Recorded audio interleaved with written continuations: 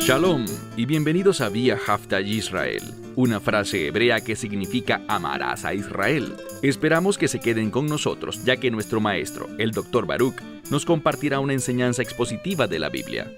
El Dr. Baruch es profesor titular del Instituto Zera Abraham, con sede en Israel.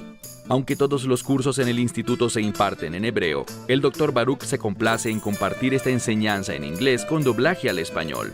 Para más información, visítenos en amarasaisrael.org o descargue nuestra aplicación móvil Mi Estudio Bíblico. Aquí está Baruch y la lección de hoy.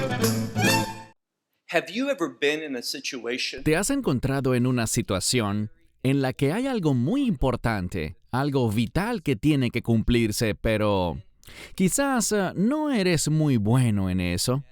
¿Te sientes inadecuado o tal vez te sientes abrumado por muchas cosas, por no tener el tiempo o no tener los recursos, y todo eso te está causando una inmensa ansiedad, una gran preocupación? ¿Te sientes cargado por esa tarea y no sabes qué hacer? Pero de repente alguien aparece y te dice: no te preocupes por eso, yo tengo la solución, yo tomaré el control, yo cumpliré la tarea. ¿Y sabes algo? Lo mejor es cuando esa persona tiene la habilidad, las conexiones, los recursos, el tiempo, tiene todo lo necesario y tú confías en ella. Sabes que esta persona es confiable, que puedes depender de ella y de su palabra, que cuando promete algo, lo cumple. Cuando eso pasa, uno siente un alivio enorme. Todos esos sentimientos de estrés, de ansiedad, toda esa carga, de un momento a otro, se van. Y cuando la tarea ha sido completada, te queda una grandiosa sensación de alegría, gratitud y aprecio por esa persona que se encargó del problema por ti. Bien, en esencia, esto es lo que Dios ha dicho una y otra vez a su pueblo, a todos los que tienen una relación de pacto con Él. Con mucha frecuencia, lo que Dios nos llama a hacer, Él simplemente quiere hacerlo a través de nosotros. Él pondrá los recursos a nuestra disposición. Él nos dará la habilidad y Él estará obrando en nosotros y por medio de nosotros para llevarlo a cabo. Y al final, ¿qué es lo que Él quiere? Solo lo que Él merece: nuestra alabanza, adoración y acción de gracias, porque Él es ciertamente el Señor sobre todas las cosas. Esta es una lección fácil de entender, pero resulta muy difícil para la mayoría de los seres humanos aferrarse a ella y vivir a la luz de su mensaje. Tendemos a confiar en otros antes que confiar en Dios. Generalmente queremos mantenerlo todo en nuestra propia mano, bajo nuestro control absoluto, en vez de entregar hasta el mínimo aspecto de la esencia de lo que somos bajo la autoridad de Dios. Y cuando fallamos en someternos a Dios, en confiar en Él, en descansar y depender de Él, cuando no caminamos bajo su autoridad, estaremos tomando las peores decisiones. Dicho esto, toma tu Biblia y ve conmigo al libro de Isaías, capítulo 10. Libro de Isaías, capítulo 10. Aquí veremos el anuncio de unas buenas noticias. Dios traerá un cambio. ¿Qué tipo de cambio? La respuesta no debe sorprendernos. Un cambio profético, un cambio a la luz de su palabra profética. Aprende un principio. El principio es que las promesas que voy a recibir son promesas que Dios me ha enseñado tanto sobre la promesa misma y sobre cómo recibirla mediante la revelación profética. Cuando vemos la historia de los hijos de Israel, sus promesas están conectadas a la instrucción profética y nada ha cambiado. Hay tanta profecía en la Biblia, no solo en los libros proféticos, sino también en lugares como el libro de los Salmos y de la misma forma a lo largo de todo el Nuevo Testamento. Iniciemos. Libro de Isaías, capítulo 10, empezando la lectura en el versículo 20. Noten lo que dice. Y acontecerá en aquel día, Beyom Jajú. Probablemente la mayoría de quienes me oyen no dominan mucho el idioma hebreo, pero espero que esta frase en particular, Beyom Jajú, ya se haya vuelto familiar para ustedes. En aquel día. Casi sin excepción. Esta frase siempre se usa con relación al juicio venidero y el resultado de ese juicio para todo el que conforma el pueblo de pacto, para quienes son fieles a la palabra de Dios, es que ese juicio les traerá buenas consecuencias, grandiosos resultados. Y esto es lo que vemos aquí en el capítulo 10. Debemos recordar el contexto, porque el imperio que ha sido enfatizado hasta este punto en el libro de Isaías, especialmente, iniciando en Isaías capítulo 7, es Asiria. Israel, especialmente el reino del norte, tiene muchísimo que temer ante el imperio de Asiria sin Dios. Sin Dios, no tienen esperanza.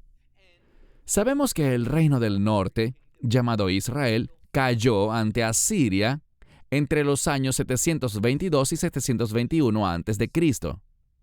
Y el miedo también constituía una amenaza contra Judá. Pero bajo el liderazgo de un rey piadoso, el rey Hizquiyáhu o Ezequías, y debido a la revelación profética de Isaías, el reino del sur, aunque sufrió, aunque varias de sus ciudades también cayeron ante Asiria, no vio caer a Jerusalén. Aunque el reino del norte cayó, el reino del sur, Judá, no cayó. Jerusalén no cayó en manos de los asirios. Y estamos aprendiendo verdades sobre por qué no cayó en este pasaje. Así que de nuevo, verso 20. Y acontecerá en aquel día, Lo Yusif Ot, que significa que ya no seguirá por más tiempo. Como dije, esto presagia un cambio que se avecina.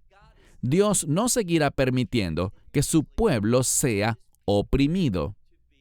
Viene una liberación y el mecanismo para hallar esa liberación es la verdad profética.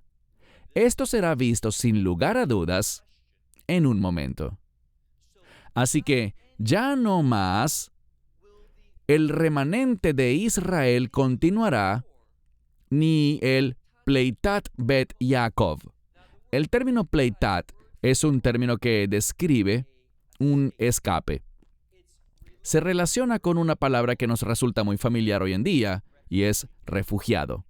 Un refugiado usualmente se refiere a alguien que ha escapado de una mala situación en su país y ha llegado a otro. Pero la palabra clave aquí es escapar. Entonces habla del remanente que ha escapado, el remanente de Israel, y aquel se ha vuelto un refugiado de la casa de Jacob. Y ese refugiado es entendido en plural, aunque esté escrito en singular, pero lo entendemos como un grupo de refugiados. ¿Y qué harán ellos? Noten lo que dice. Lehishak en ao makeihu. ¿Qué quiere decir? Bien, ellos, recuerden, ellos no seguirán haciendo algo. Lo que causó que se metieran en problemas fue que confiaron, que descansaron, se apoyaron en aquel que luego los golpeó. Con frecuencia vemos en la Biblia una tendencia de Israel a depender y confiar en Egipto, estableciendo alianzas como el reino del norte hizo con Ashur, es decir, con Asiria, pensando que si entraban en pacto con ellos, en un acuerdo de paz, entonces todo estaría bien. esa fue una gran mentira. Pero aquí dice que ese comportamiento no seguirá presentándose ni para los que serán el remanente de Israel, ni para el que escape de la casa de Jacob. Ya no confiarán en aquel que los golpeó, sino que, aquí está la clave, sino que ellos confiarán en el Señor, el Santo de Israel. Y noten esta última frase, Vei emet, en verdad. Aquí está el cambio. Ellos dejarán de confiar en el hombre, ya no seguirán apoyándose en alianzas políticas, sino que empezarán a confiar en la verdad de Dios. Y principalmente aquí vemos que esta verdad se refiere a las Escrituras, ciertamente, a la ley de Moisés, a la revelación de los libros de sabiduría como el libro de Proverbios, Salmos y los demás, pero la mayoría de los eruditos acuerdan a que la verdad a la que se refiere este verso está en las promesas proféticas que hombres como el profeta Isaías realizó. Entonces, la revelación profética es la que les dará la verdad en la cual confiarán y hallarán liberación. Avancemos al verso 21. El remanente de Israel hará algo, dice. El remanente volverá. El remanente de Jacob, o Jacob. Así que vemos aquí que lo dice en dos ocasiones, una tras otra, junto a la palabra sha'ar, los que permanecen, el remanente. El remanente regresará, el remanente de Jacob. Esto es importante porque vaticina el regreso a la tierra, que ellos no abandonarán para siempre su tierra, sino que volverán. Y noten algo más, que regresarán, en este caso, al fiel, dice aquí, al Dios fuerte, el Gibor, entendiendo que el verdadero poder está en Dios. Entonces, ellos regresarán a Dios. Y todo esto habla de un espíritu de arrepentimiento. Y no pierdan la conexión entre el arrepentimiento y la confianza en Dios, específicamente en la verdad de Dios. Verso 22. Porque si tu pueblo Israel fuere como las arenas del mar. Ahora, quiero tocar un tema que probablemente para la mayoría de ustedes no será algo verdaderamente relevante, pero comienza con la frase ki-im. Estas dos palabras, usualmente, con mucha frecuencia, al colocarlas juntas, significan en cambio. Pero si se fijan aquí en el texto hebreo, verán una marca gramatical que las separa, indicándonos que no es la expresión ki-im, sino que dice ki primero, y la palabra im está vinculada a la siguiente frase.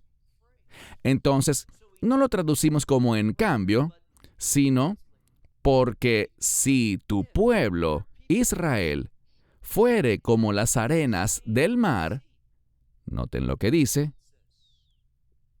un remanente volverá de él. Es decir, si Israel es numerosa, solamente un pequeño remanente regresará. ¿Cómo debemos entender esto? Bien, la mayoría de los eruditos entienden con toda razón que Israel ha sido como la arena del mar a lo largo de todas sus generaciones. Desde la época de Jacob en adelante, ha nacido una inmensa multitud de israelitas. Pero, comparado con ese número, que es ciertamente un cumplimiento de las promesas de Dios, que la nación de Israel sería tan numerosa como la arena del mar, pero no deberíamos esperar, basado en la revelación bíblica, no debemos esperar que todos ellos se vuelvan a Dios y sean parte del reino. No. Él dice muy claramente, sha'ar, sha'ar, solo un remanente de ellos regresará al Señor su Dios. Solo un remanente. Y noten lo que dice al final del verso 22. Kilayon Harutz Shultev Tadeka, que significa una destrucción determinada. Y esta palabra para destrucción significa el fin. Así que el fin ha sido determinado y este rebosará. Será semejante a una inundación que pasa rápidamente. ¿Y cuál es el resultado? Bien, este final determinado que pasará rápidamente dará como resultado la justicia y la rectitud. Y esto nos dice que Dios está muy preocupado por la justicia y la rectitud. Lo que Dios hace tiene como fin dar como resultado un final de justicia y rectitud. Y hay sabiduría para nosotros. Cuando estoy en una situación, si yo quiero estar del lado correcto, si quiero que mis deseos se cumplan, debo desear la justicia. Debo elegir lo que arroje el resultado más íntegro. De lo contrario, estaré contendiendo directamente contra Dios y no tendré un éxito que perdure. Puede que tenga éxito temporalmente. Algunos parecen vivir de manera exitosa, pero cuando ese final predeterminado, y así podemos entenderlo, cuando Dios lleve a cabo el final que Él ha prometido, este llegará rápidamente, como una inundación que llega arrasándolo todo, y su resultado será la rectitud y la justicia. Verso 23. Él quiere enfatizar esto, así que usa la misma frase, pero con una construcción distinta de su raíz, y dice, pues el final determinado, aquí pasa de una frase en masculino a una frase en femenino, pero conserva la misma palabra raíz. Pues el final determinado, el Señor Dios de los ejércitos, Él hace en medio de toda la tierra. Y eso puede significar de todo el planeta Tierra. Entonces, Dios hace esto y aquí está el mensaje para nosotros, lo que debemos extraer. Dios está haciendo esto específicamente con su pueblo de pacto. Aquí está hablando de Israel, de la casa de Jacob. Y se refiere a esto 2 veces. Pero habrán implicaciones en medio de toda la tierra. No solo de la tierra de Israel, sino en todo el planeta. Dios ha determinado esto para Israel. Va a suceder y tendrá grandes implicaciones para toda su creación. Pasemos ahora al verso 24. Por tanto, esto dijo el Señor Dios de los ejércitos, e insisto, esto dijo. Aunque se habla de algo a futuro, el verbo está en pasado para que entendamos que es algo con lo que podemos contar, en lo que podemos depender. En otras palabras, es tal como si ya hubiese ocurrido. Por tanto, esto dijo el Señor Dios de los ejércitos. No temáis, pueblo mío. ¿De quién habla él al decir pueblo mío? Noten lo que dice. Yoshev Zion.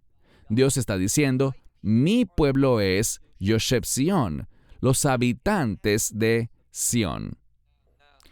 He compartido con ustedes que el término Sión es una palabra de reino.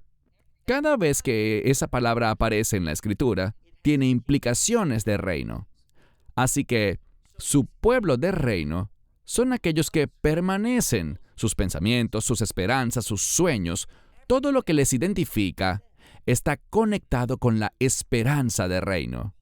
Esa frase esperanza de reino es vital que la comprendamos. Dice, no teman, ¿de quién? De Ashur, Asiria, porque con su vara te golpeará, y su bastón levantará contra ti a la manera de Egipto. ¿Qué significa esto de Beder Mitzrayim? Bueno, muy sencillo. Él habla aquí buscando que el pueblo recuerde. ¿Saben? Egipto fue un gran problema para ustedes. Estuvieron esclavizados allí 430 años. Sufrieron grandemente y Egipto llegó a la conclusión de que debía destruir a los hijos de Israel, borrarlos de la tierra. Por eso ordenaron que todo varón que naciera debía ser lanzado al río Nilo. El plan era aniquilar a todo este concepto, a toda la existencia de Israel. Pero, ¿acaso tuvieron éxito? No. Y tampoco lo tendrá Asiria. A ellos les sucederá tal como a Egipto. Versículo 25. Porque de aquí a un poco más, y luego hay una palabra para pequeño, diminuto. La mayoría de las traducciones colocan que de aquí a muy poco, y luego, ¿qué pasa? Veijalá.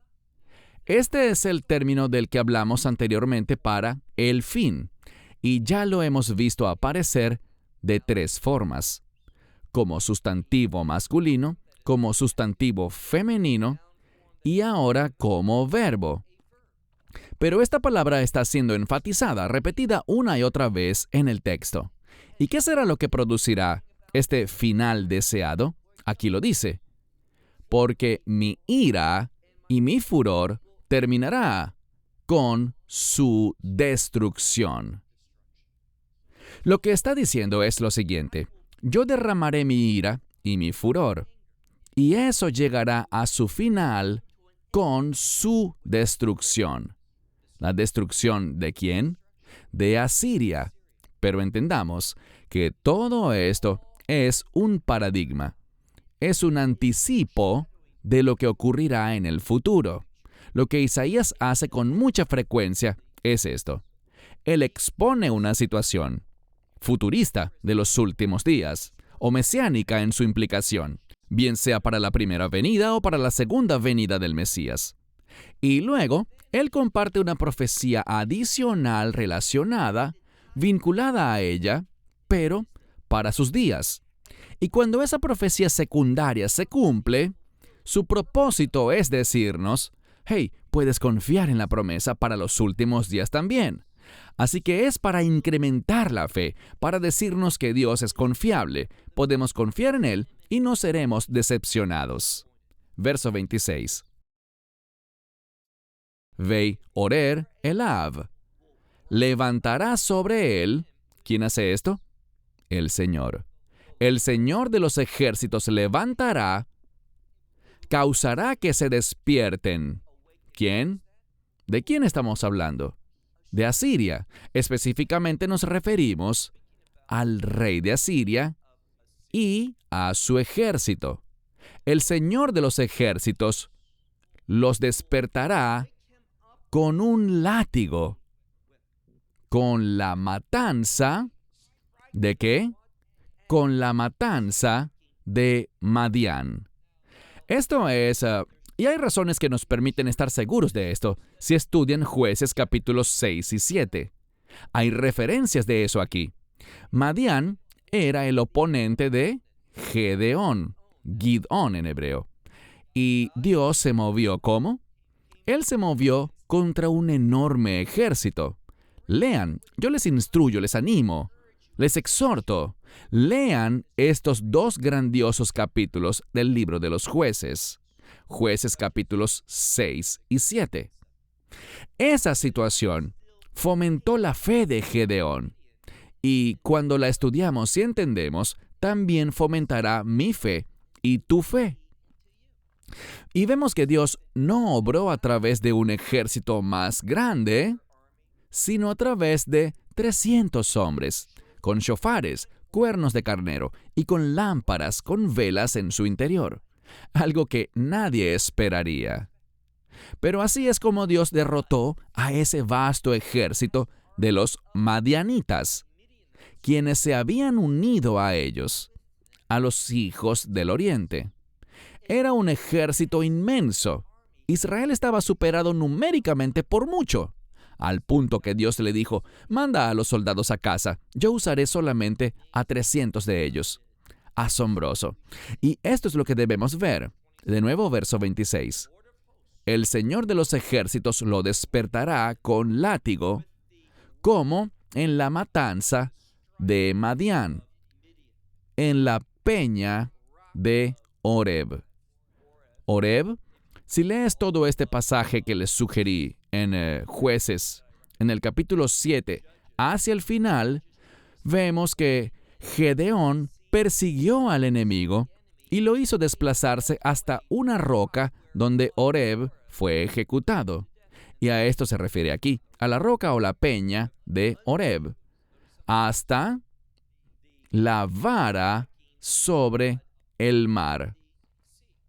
Esto nos lleva de vuelta a Matei Moshe, que era la vara o el bastón de Moisés, que Dios le dio para hacer milagros y que él levantó. ¿Y qué ocurrió?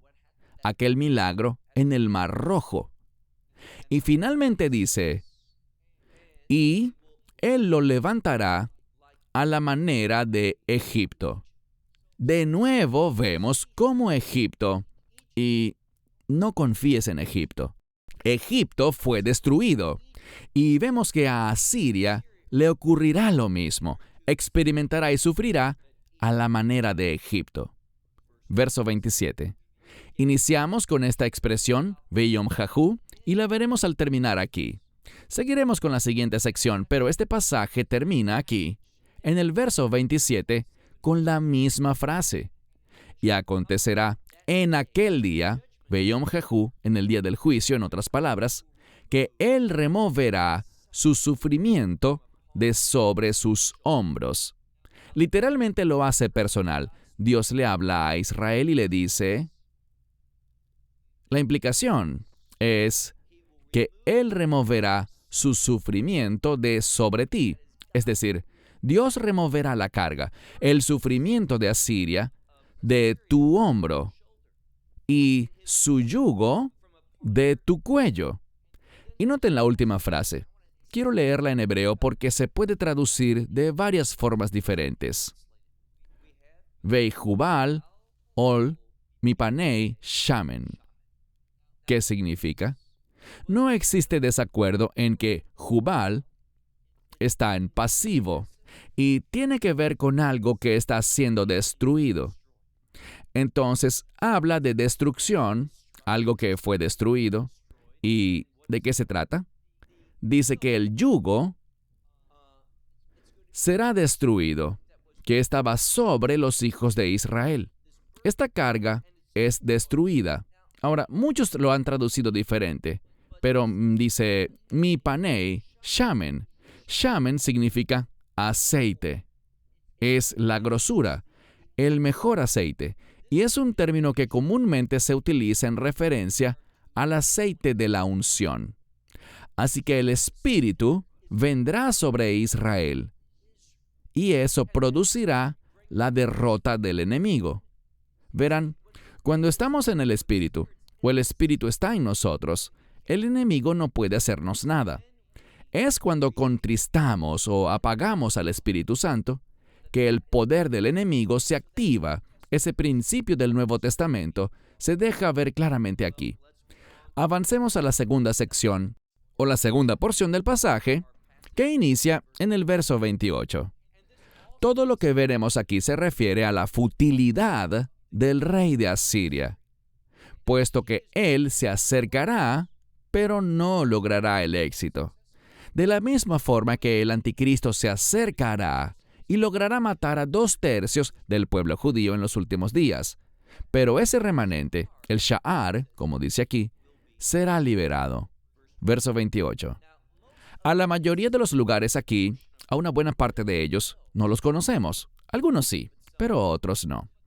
Pero todos los lugares que sí reconocemos son lugares cercanos a Jerusalén. Y sencillamente es una referencia a Zen-Harif, cerca de Jerusalén, muy cerca, levantando sitio contra la ciudad, pero sin lograr el éxito. Verso 28. Y vino hasta Ahat. Pasó hasta Migrón, a Micmas, y en Micmas él pondrá sus implementos.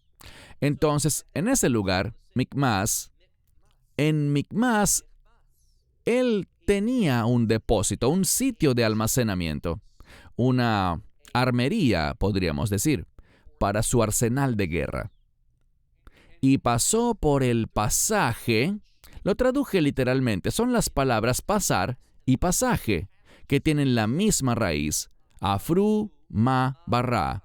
Por el pasaje, él pasó y se alojó en un lugar llamado Geba. Insisto, no sabemos dónde queda, pero se nos dice que está ubicado cerca de Jerusalén. Así que un lugar de hospedaje fue provisto para ellos, dice aquí, en Geba. Y por esa razón, Rama tuvo un gran temor. Ella tembló. Sabemos que Rama es un lugar cercano a Jerusalén. Y Rama tembló, y Gabaa de Saúl, otro lugar, existe un vecindario en Jerusalén llamado Givat Shaul, hoy en día.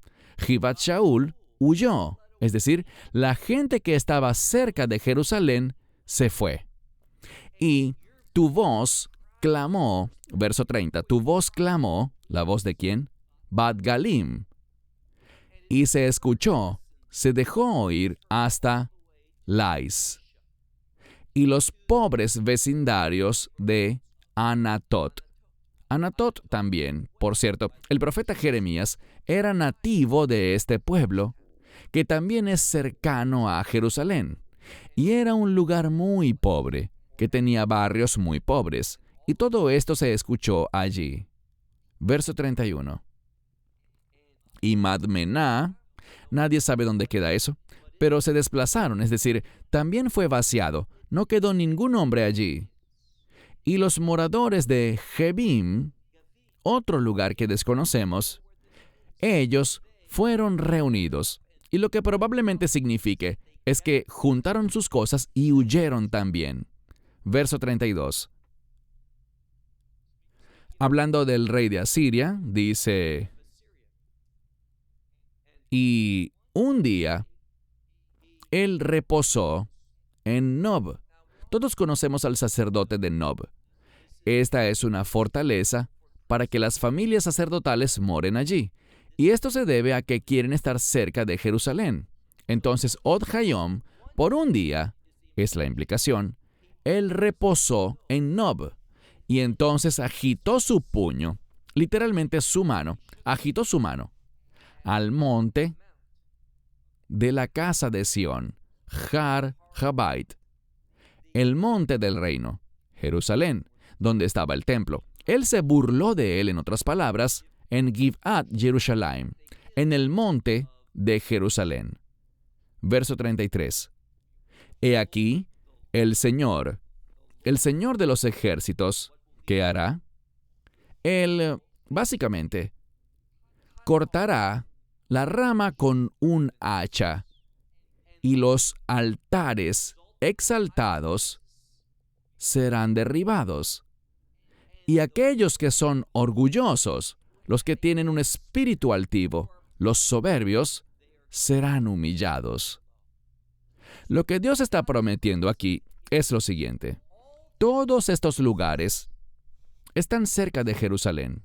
Asiria, este rey, Sennacherib, él llegará allí, pero no tendrá éxito, porque Dios derrotará a este hombre orgulloso. En un momento. Verso 34, nuestro último verso que dice, y él herirá la espesura del bosque con hacha. Este es un término diferente para hacha, pero transmite la misma idea. Y en cuanto al bosque, noten que el Líbano se menciona después.